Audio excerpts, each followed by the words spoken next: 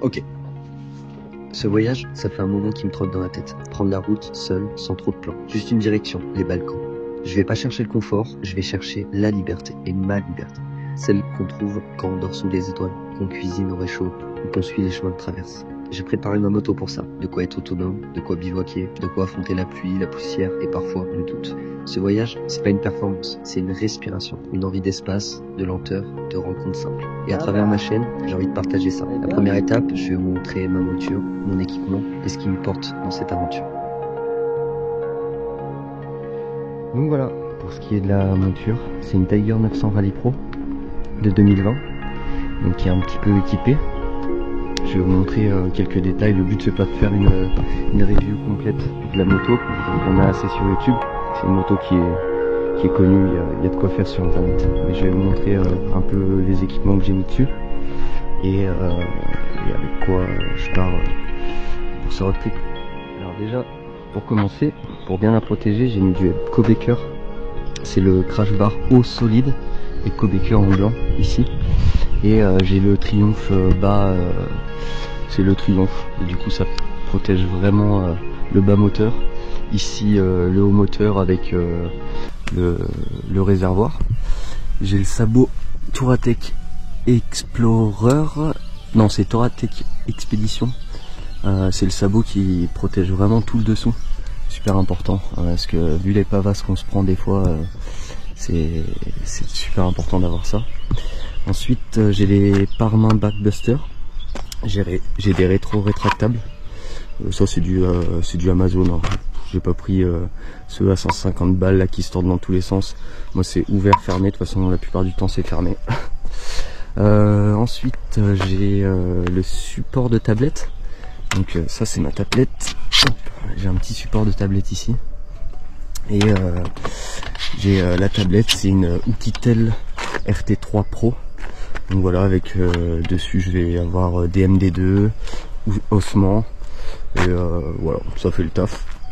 Là bon, j'ai une petite sacoche histoire de mettre le téléphone, 2-3 batteries GoPro, des clubs, du feu, je sais pas, n'importe. Devant on est sur la bulle d'origine. J'ai juste mis une protection de phare, plutôt pour les pierres et tout. Ensuite j'ai les anti-brouillard d'origine Triumph. Après bon bah voilà, la Tiger elle est équipée en Brembo à l'avant, Brembo à l'arrière, d'un shifter, selle chauffante, selle passager chauffante, les poignées chauffantes, j'ai un régulateur de vitesse, voilà. Elle est équipée de série comme ça, c'est la Rally Pro, parce que la Rally elle a pas cet équipement. Voilà, je suis en fourche Showa à l'avant, à l'arrière aussi. J'ai juste de l'huile neuve parce que j'ai fait les joints spi il y a pas longtemps sur la fourche à l'avant. Sinon c'est full d'origine. J'ai un pot Haro, donc il est en titane et carbone.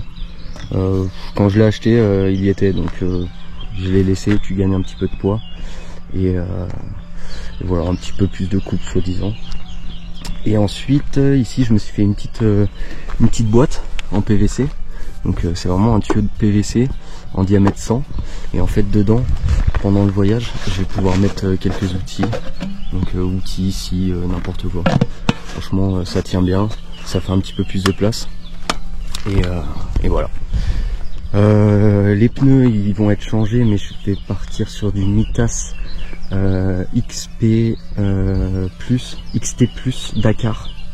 Donc c'est l'ancien Mitas E09 retravaillé à l'arrière, et c'est un E13 à l'avant. Voilà, je vais partir sur une monte toute neuve, ceux-là ils vont être changés. Et ensuite pour finir, bah, le kit déco. Donc ça je l'ai mis moi-même, c'est une chier les gars. Je vous annonce, il est pas parfait, j'ai des petits défauts dessus, mais bon, ça lui donnait un petit look, voilà, ça sort du commun. C'est déjà pas commun de voir une Tiger dans les chemins, et en plus de ça, bah voilà, ça fait une petite touche sympa. Donc voilà pour la partie moto.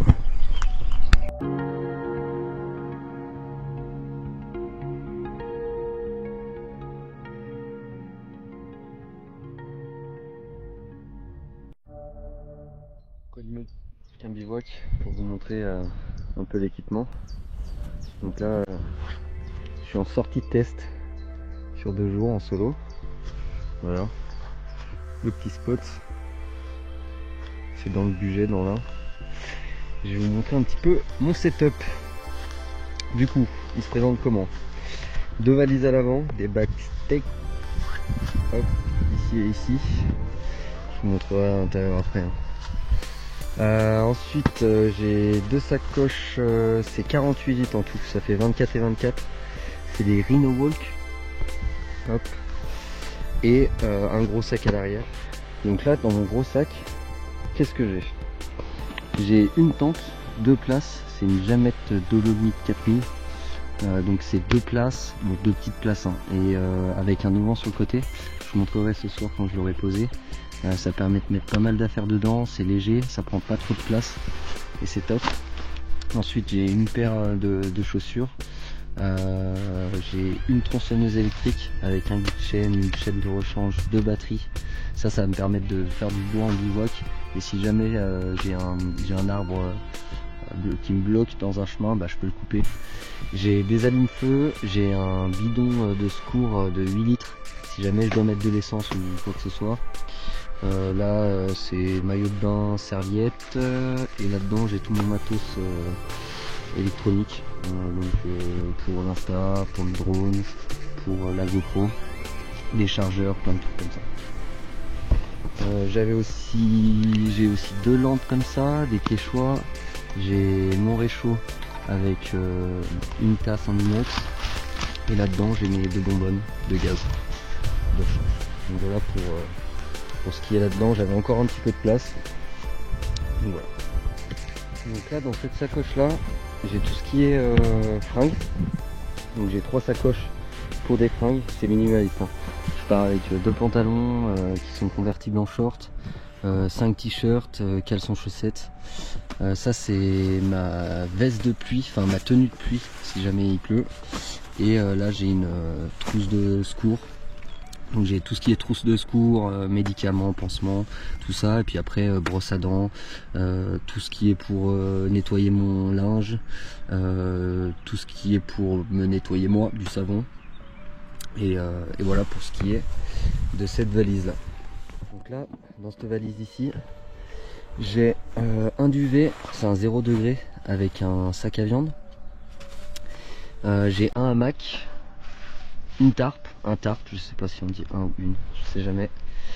J'ai une popote, donc j'ai une casserole, une poêle, j'ai une bouilloire, et voilà, après des couverts et tout, le couteau, une doudoune, une chaise, et un matelas, c'est un 12 cm d'épaisseur, parce que les matelas Décathlon, j'en peux plus, je dors trop mal dedans.